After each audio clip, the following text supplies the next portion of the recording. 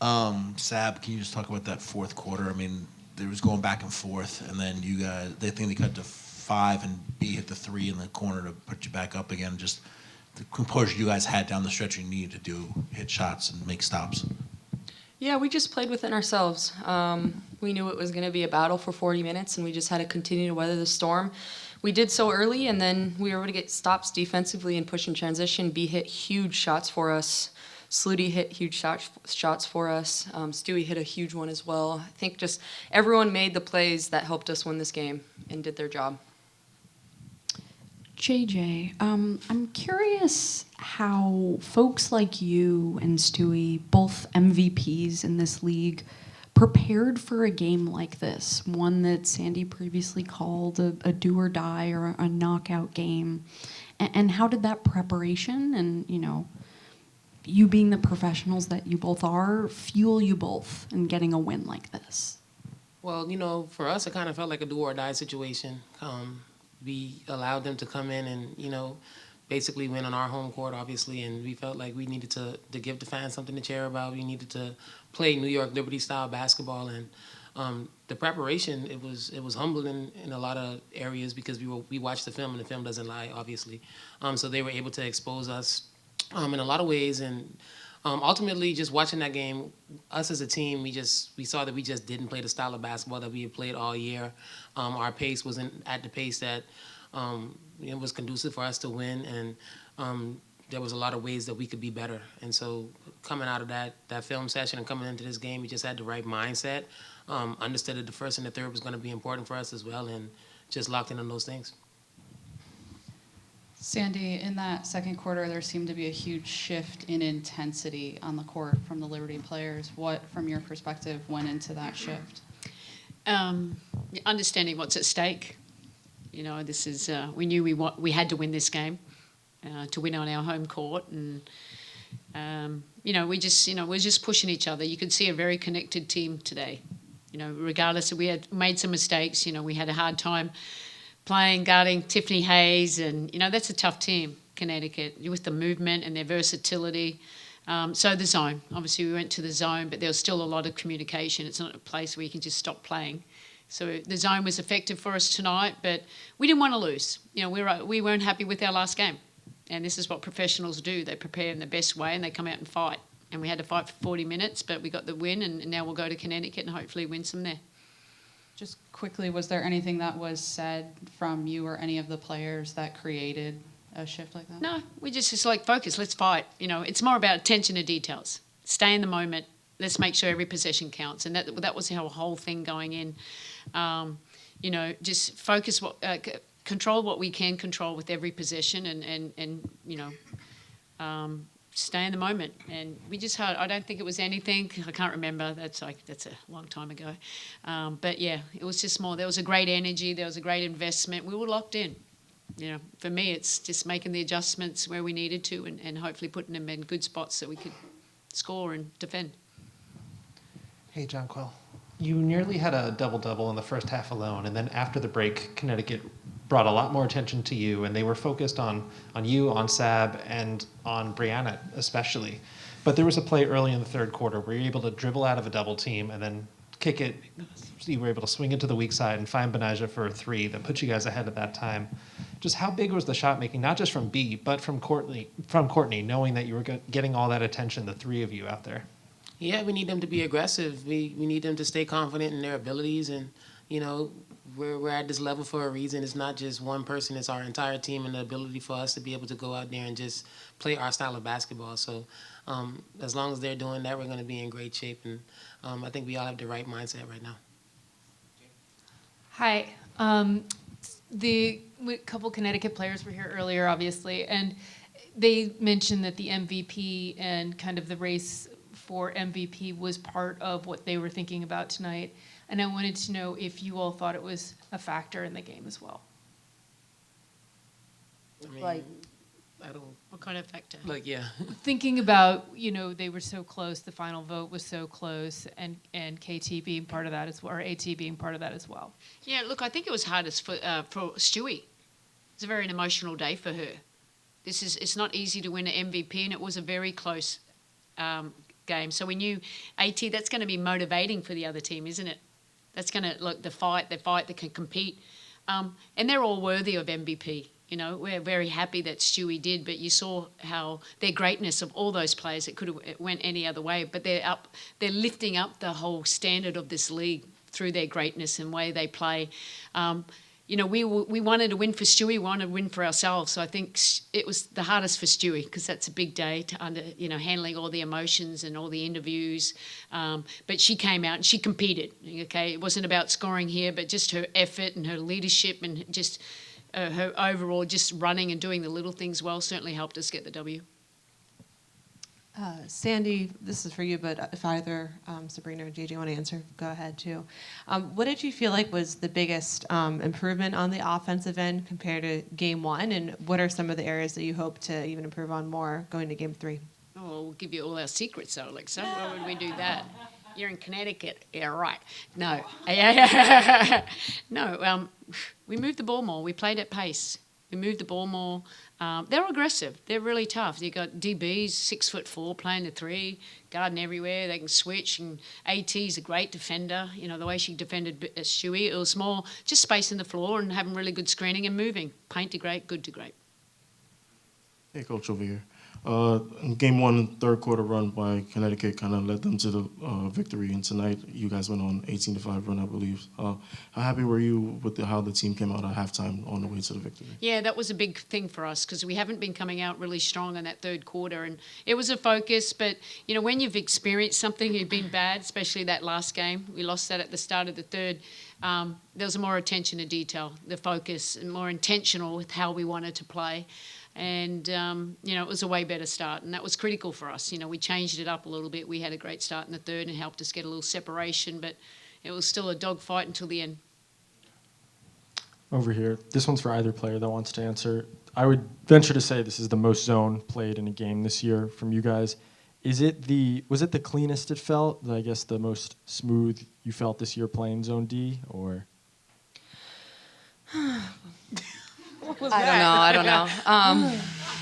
Well, you know, we hadn't played zone in a while, to be honest. So for all five that came in and played to be locked in and on a string and understanding where we have to be, communication, making plays difficult for them, you know, getting into their action, but also rebounding out of the zone. It speaks a lot just about how prepared we were and understanding whatever, you know, coach was going to put us in, that's what we were going to do. And ultimately, we needed to be better in one-on-one defense. And I think that's something we're going to go back. We're not going to rely on our zone to win us a lot of these games. It did tonight, and it helped us. But I think for us, we're going to go back and figure out what we can do in our man to continue to apply pressure and obviously keep that zone in our back pocket. Hi, for Sabrina or JJ. Stewie obviously had a very big game all across the stat sheet, blocks, rebounds, assists. Even when her shot wasn't falling, it didn't really seem to rattle her. What does it mean to have that kind of like leadership and composure in big series like this, especially in like these kind of environments?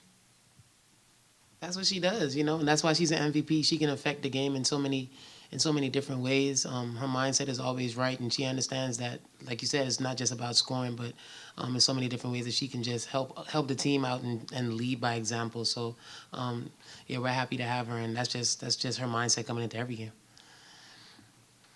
Hi, everybody. This way. Sabrina, on the night, you were able to get a lot of success downhill driving to the basket, and you had a season high with 10 free throw attempts. What were you seeing throughout the game that helped you sort of figure out the Sun defense and have that success at the cup? Yeah, well, you know, understanding how they're going to play me, and obviously being a three-point threat, and using that to my advantage and be able to get downhill and create for us offensively and just continue to apply pressure on their defense. And so getting into the paint either to score at the rim or, you know, getting to the foul line, but also being able to kick it out or hit JJ on a lot of rolls that she was able to do. So for me, it was just continuing to read and how they're going to play me, but not settling for jump shots and understanding what I'm able to do if I'm, you know, getting on 2 feet into the paint and being strong with the ball. This can go for a coach or any other players. Just following on that theme, tonight the team had 32 points in the paint. Last game only having 22. Tonight, about half of the points in the paint came from JJ and Sabrina. So again, just piggybacking off that, was this a directive from you, coach, or do you think this was just a matter of making the correct reads in the game?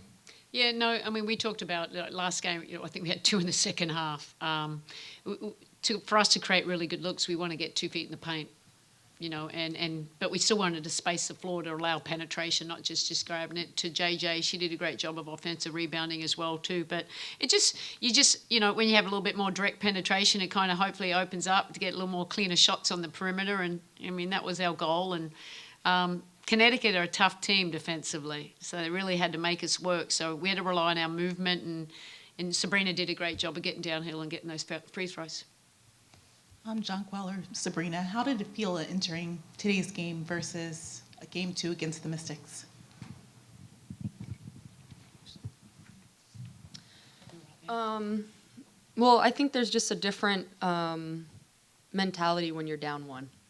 We were up 1 and obviously wanted to finish it at home, but I think JJ touched on it. This was a must-win for us. We weren't going to lose 2 at home, especially in front of this crowd that supported us all year long, and especially how far we've just come as a team, understanding that a lot of the mistakes that we made in that first game were in our control. And so coming into game 2, it was controlling the controllables and playing our style of basketball. And if we did that, everything else would take care of itself. And so for this game, there was just a lot more focus and understanding what it is that we need to do. And I think we were able to see what it felt like to have 1 slip away and not let that happen again tonight. Hey, 2 quick ones from me in the back. There we go. First one to either of the players. When you have someone being keyed in so much as they did on Stewie all game and then JJ in the second half, is there a different mentality to getting the ball to places it might not have been more than schematically, to generate that offense from different places? Yeah, I think it's just reading what the defense is doing and understanding that we just have so many threats on the court that if they're going to take away something, it's going to open up something else for us, and we're fine with doing that. And I think that's the beauty of having so many talented players out there, is that we can do that and we can make those transitions seamlessly. Perfect. And a quick one for you, Coach. Having to make these massive adjustments after the worst offensive game and then switch into the zone for a team you blew out so many times in the regular season, is there any surprise that there is this much push and fight, in against a team like this, or is that just the playoff level? It's playoff level. I mean, I never read in it. I think we got a little complacent when we won 4-0, but 2 games in Connecticut were dogfights, and they were tough. I mean, we shouldn't have won one of them. And Connecticut, they're battle tested. They've been in these positions many times. Yes, they have some new players, but DB, DeWanna Bonner's playing her best basketball, and in AT, I mean, they're just so physical, and the other players just complement each other, and they're well coached. So for us, is enjoying the moment, but knowing what we needed to do to win. And we were terrible in that first game. Okay, some of it's to do with them, most of it was to do with us, but we knew that we had to come out today and compete at a high level. Hey guys, this is for either player, but Sabrina, you were touching on earlier the fans and kind of how they've contributed, and you're obviously going on the road now, but what has the environment been like here in New York, and how special is that in this playoff run?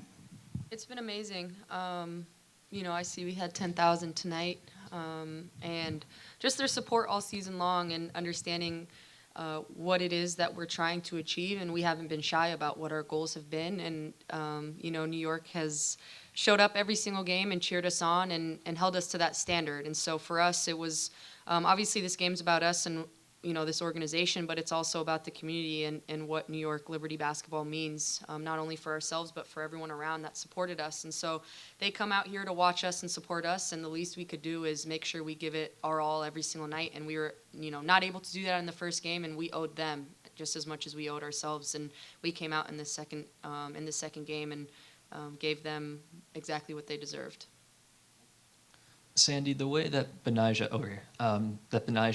kind of hit those shots in the second half, considering all that she's been through this year with the changed role, and you had mentioned before taking the ball out of her hands, to see the way that she hit those shots, was that fulfilling for you as a coach to kind of just see her perform at that level on this stage, given the role that she had kind of accepted earlier in the year? Yeah, no, it says a lot about B, isn't it? It's all about winning. And I think she's improved as her three-point shooting as it's gone along, and she loves the moment. I mean, this is, she loves that moment. And to make those shots, some of them were open. They're the hard ones when no one's in front of you.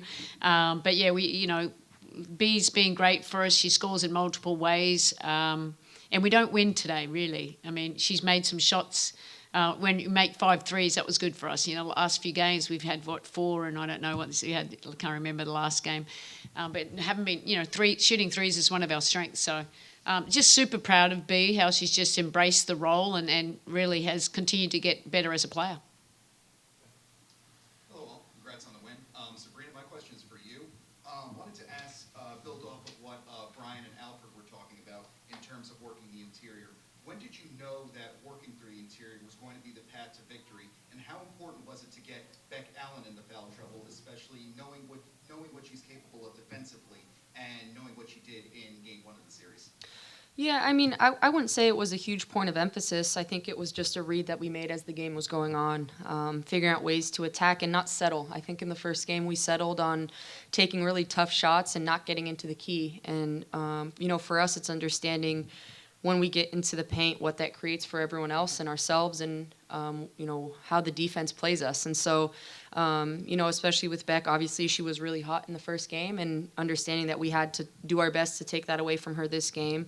And, you know, she got in some foul trouble, which played into our advantage, just continuing to play downhill and apply pressure on the defense. As a follow-up, do you recall ever making such a major impact in the interior? Because normally your prowess is from the outside. Do you ever recall making such a big impact in the interior like that? Just talking about you getting in the paint, getting in the foul line. Yeah, no. Just, yeah, I mean, no. I like during the game, this game? In any game. Do you ever recall making such a big impact in the paint? You know, I'm so tired I can't even think right now. I'll follow up with you another time. We'll take 2 more out of Cena. Okay. Coach, congratulations. Ladies, congratulations. Coach, you mentioned the fight that you have to bring for all 40 minutes. Each of your starters almost played all 40 minutes in this game.